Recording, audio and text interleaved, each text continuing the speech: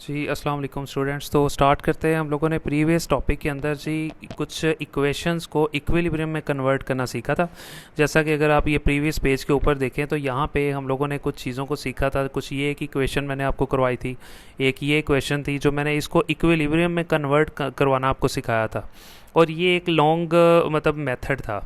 अगर आपको एक शॉर्ट मेथड भी मतलब आना चाहिए अगर, तो वो आपको ये कहता है कि आपको कोई इक्वेशन दे देता है और आपको कहता है इसको इक्विलिब्रियम में लिखें यानी केसी में लिखें, तो आपने यही तरीका करना है, ठीक है।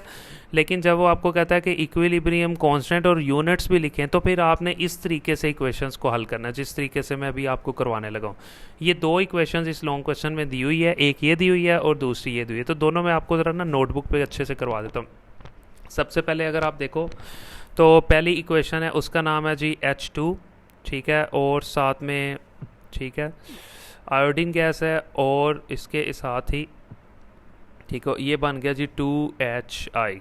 ठीक हो गया।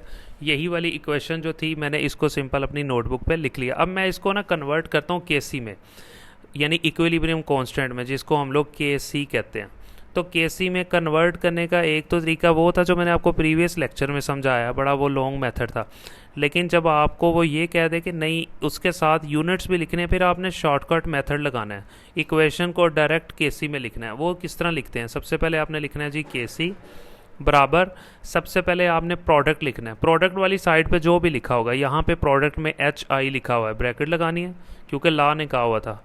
HI ब्रैकेट लगाई और साथ इसके पीछे ये जो है इसको मोल कहते हैं। तो मोल को आपको पता ला ने कहा था पावर में लिखना है, वो पावर में लिख लिया।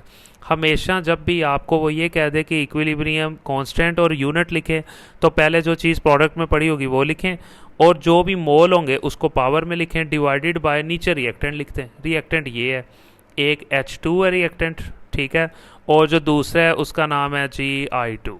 बस ये देखें, ये डायरेक्ट लिखी गई है केसी में।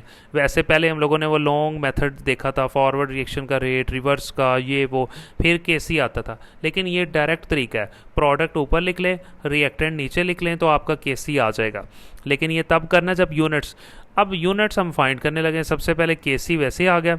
ये जो HI है ना, इसका यूनिट होता है मोल पर डीएम क्यूब। अगर आपने प्रीवियस लेक्चर नहीं लिए तो प्रीवियस लेक्चर्स में जाएं, कोई भी रिएक्टेंट है या कोई भी प्रोडक्ट है, हर एक का यूनिट मोल पर डीएम क्यूब होता है। अब इसका यूनिट आएगा मोल पर डीएम क्यूब और पावर कितनी थी ऊपर? 2। ठीक हो गया।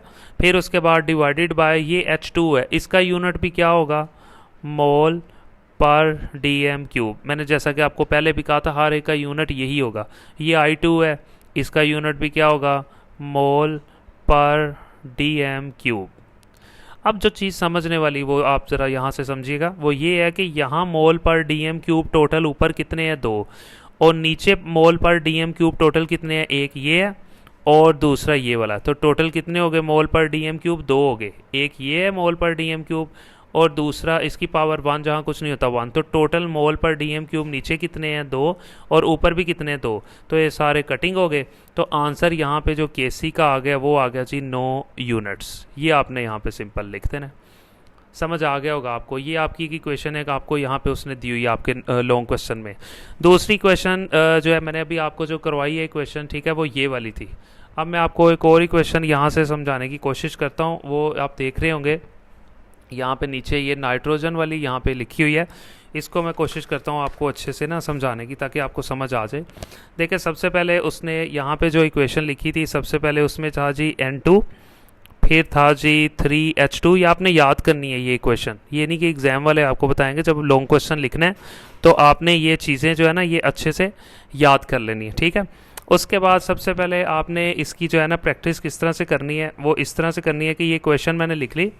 अब इस इक्वेशन को मैंने क्या करना है कि सिंपल मैंने उसको लिखना है केसी के अंदर। तो डायरेक्ट तरीका केसी में लिखने का क्या होगा? केसी लिखें, ठीक है, बराबर सबसे पहले इन प्रोडक्ट को लिखें। ये प्रोडक्ट जैसा कि अभी आपको मैंने बताया, अभी ये प्रोडक्ट यहाँ पे क्या दिया हुआ था? NH3, ये प्रोडक्ट दिया हुआ था।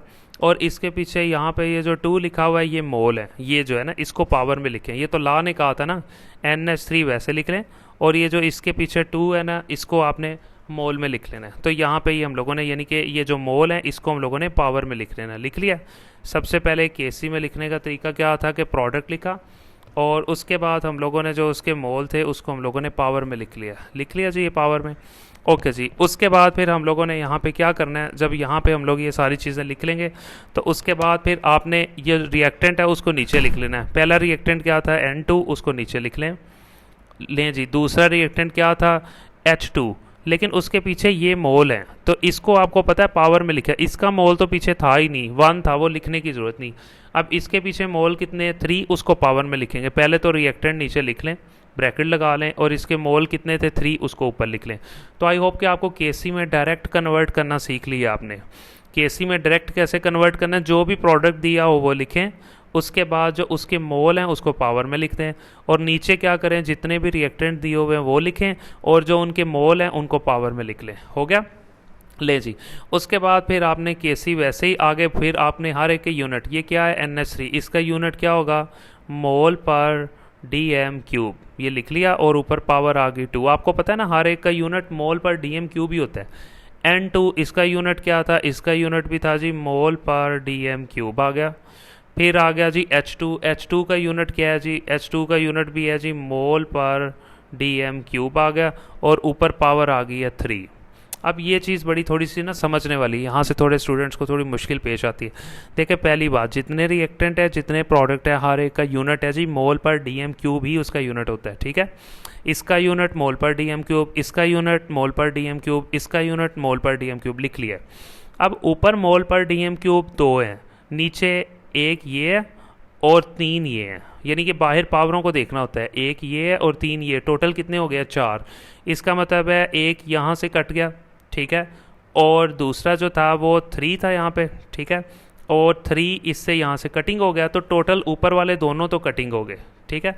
अब जब ऊपर वाले दोनों यहाँ पे कटिंग हो गए तो उसके बाद सिंपल, यानी मैं दोबारा बता दूँ, यहाँ पे क्या था, टोटल ऊपर मोल पर DM क्यूब 2 थे, और नीचे जो मोल पर DM क्यूब है वो टोटल 3 और 1 4 थे, तो वो 2 इनसे कटिंग हो गए। अब देखें ऊपर तो कोई भी नहीं रहा, ज़ाहिर है कटिंग हो गया, ठीक है, ऊपर तो सिंपल यहाँ पे हमारे पास 1 रह गया, ठीक है, और नीचे मोल पर DM क्यूब टोटल 4 थे, उसमें से बाकी कितने रह गए जी, मोल पर DM क्यूब जो टोटल हमारे पास नीचे रह गए हैं वो रह गए हैं जी 2, क्योंकि टोटल ऊपर 2 थे, नीचे 3 और 1 4 थे, तो 4 ये 2 से कटिंग हो गया, ऊपर तो कुछ भी नहीं रहा, तो नीचे जो मोल पर DM क्यूब बचे वो 2 रह गए, क्योंकि नीचे 4 थे, 4 इस 2 से कटिंग हो गए। लें जी, उसके बाद केसी वैसे आ गया। अब 1 ऐसे ही, ये मोल के ऊपर भी स्क्वायर है, DM क्यूब पे भी स्क्वायर है, मोल उसको जब उसकी पावर दे दी तो मोल स्क्वायर हो गया, और DM -3 इस 2 से मल्टीप्लाई हो गया जी -6 हो गया, ठीक है। उसके बाद आ गया जी केसी। अब इनको उठा के आप ऊपर ले जाइए, मोल की पावर 2 है, ऊपर जाके मोल की पावर हो जाएगी जी -2, ये DM की पावर -6 है, ऊपर जाके ये पावर हो जाएगी DM की पावर 6। तो आई होप कि यहाँ पे हम लोगों की देखें ये वाली इक्वेशन कंप्लीट होगी। ये 2 इक्वेशंस थी लॉन्ग क्वेश्चन के अंदर, रीडिंग मैं आपको नेक्स्ट वीडियो में करवा दूंगा क्योंकि अभी बैटरी मोबाइल की कम है। जब आपको लॉन्ग क्वेश्चन आएगा आपने डेफिनेशन लिखनी है और ये साथ दोनों इक्वेशंस लिखनी है। इस लॉन्ग का नाम है इक्विलिब्रियम कांस्टेंट और इसके यूनिट्स। ये एक इक्वेशन ये भी मैंने आपको समझा दी, दूसरी इक्वेशन भी मैंने आपको समझा दी। मैं आपको दोबारा फिर एक बार एक्सप्लेन कर देता हूँ अगर आपने और बैटरी ने साथ दिया तो। सबसे पहले ये इक्वेशन थी, ठीक है, इक्वेशन को डायरेक्ट केसी में कन्वर्ट किया। केसी के बाद सबके इसका यूनिट मोल पर DM क्यूब लिखा, ऊपर पावर 2 आ गई, इसका यूनिट लिखा, इसके पावर 1 थी वो 1 लिख ली, यहाँ इसका यूनिट मोल पर DM क्यूब पावर 3 थी वो वैसे ही आ गई। उसके बाद केसी वैसे ही आ गया। अब मोल पर DM क्यूब ऊपर 2 थे और नीचे एक ये है और 3 टोटल ये हैं, 3 और 1 कितने हो गए जी 4 और ऊपर 2 हैं। वो ऊपर वाले 2 इन नीचे वालों से कटिंग हो गए। अब नीचे वाले फॉर एग्जांपल मैं इस तरह कर लेता हूँ, इस 2 को इस 2 से 3 से कटिंग कर देता हूँ, तो यहाँ पे बाकी कितने रह गए 2 इससे कटिंग हो गई, यहाँ पे 1 रह गया और 1 ये है, तो टोटल मोल पर DM क्यूब टोटल कितने रह गए जी 2 रह गए। ले जी, उसके बाद 1 वैसे ही आ गया। अब ये जो पावर है ना ये मोल के लिए भी है और DM क्यूब के लिए भी है। अब मोल को जब 2 से मल्टीप्लाई किया उसकी पावर 2 आ गई, DM के ऊपर पावर -3 थी, -3 को 2 से मल्टीप्लाई किया तो इसकी पावर आ गई जी -6। ले जी, अब ये मोल जो है ना नीचे इसकी पावर थी +2, तो मैथ का रूल है कि जब नीचे से उठा के किसी रकम को ऊपर ले जाएं पावर का साइन चेंज हो जाता है। +2 था, ऊपर जाके जी -2 हो गया। अब DM की पावर -6 थी यहाँ पे, जब इसको DM को ऊपर उठा के ले जाएंगे ये +6 हो गया और यहाँ पे ये वाला क्वेश्चन जी आपका कंप्लीट हो जाएगा। यहाँ पे मैंने आपको ये दोनों इक्वेशंस थी जो आपको मैंने करवानी थी, यहाँ पे आपको मैंने ये करवा दी है। ठीक हो गया, सिंपल। उसने इक्विलिब्रियम कांस्टेंट के अंदर जो आपको ये चीज़ें समझाई हुई यही कहा हुआ है, ये उसकी डेफिनेशन है। डेफिनेशन में आपको उसने यही कहा हुआ है कि इक्विलिब्रियम जो कांस्टेंट होता है ना, वो मतवाजन कीमियाई मसावाती है, वो भी एक इक्वेशन ही है। उसमें हम प्रोडक्ट को ऊपर लिखते हैं और जो उसके मोल होते हैं ना, जो भी मोल हैं, ठीक है, उनको हासिल ज़रब करके ऊपर, और रिएक्टेंट्स के मोल की जो मिकदार होती है, ठीक है, हासिल ज़रब के दरमियान निस्बत है। इस निस्बत का मतलब ये है कि जो प्रोडक्ट हैं, ठीक है, प्रोडक्ट की जो भी मिकदार है उन्हें आपस में मल्टीप्लाई करवा के ऊपर लिखें, और जो रिएक्टेंट के जितने भी मोल हैं, जितनी भी मिकदारें आपस में मल्टीप्लाई हो रही हैं, उन्हें नीचे लिखें और इन दोनों को डिवाइड कर दें। जैसा कि यहाँ अगर आप देखें इस इक्वेशन के अंदर, तो इस इक्वेशन के अंदर ये क्या प्रोडक्ट था उसको ऊपर लिखा, ठीक है, और नीचे उसने कहा जितने भी रिएक्टेंट है उन्हें मल्टीप्लाई करवा के नीचे लिखे, वो मैंने यहाँ पे नीचे लिख दी है हासिल ज़रब करके। फिर उसने आपको यहाँ पे ये कहा हुआ है कि हर एक की मोलर कंसंट्रेशन पर इनके कोफिशिएंट को कुव्वत नुमा लगा दें।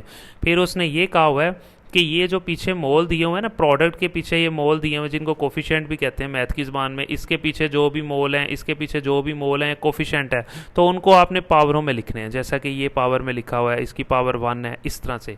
ये इसकी डेफिनेशन है, सिंपल याद कर लेनी है आपने, ठीक है। जब भी आपको ये लॉन्ग क्वेश्चन आ जाए तो आपने सबसे पहले ये डेफिनेशन लिखनी है और उसके बाद आपने ये दोनों एग्जाम्पल्स यहाँ पे लिख देनी है, ठीक है। जब ये वाली एग्जांपल लिखोगे तो इसमें आपने सबसे पहले ये बता देना है उसको। जब ये मिसाल लिखोगे तो आपने ये लिख देना है कि अगर मसावात के दोनों तरफ मोल्स की तादाद बराबर हो, जैसा यहाँ पे 2 मोल हैं और एक यहाँ पे भी 2 मोल है, तो केसी का कोई यूनिट नहीं आता, ठीक है। ये आपने ऊपर हेडिंग दे देनी है।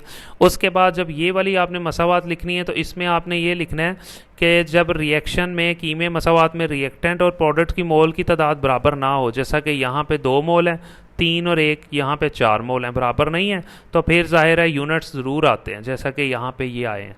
तो इस तरह से ये आपका लॉन्ग क्वेश्चन जो है ना, 2 मसाले और साथ ये डेफिनेशंस के साथ कंप्लीट हो जाएगा।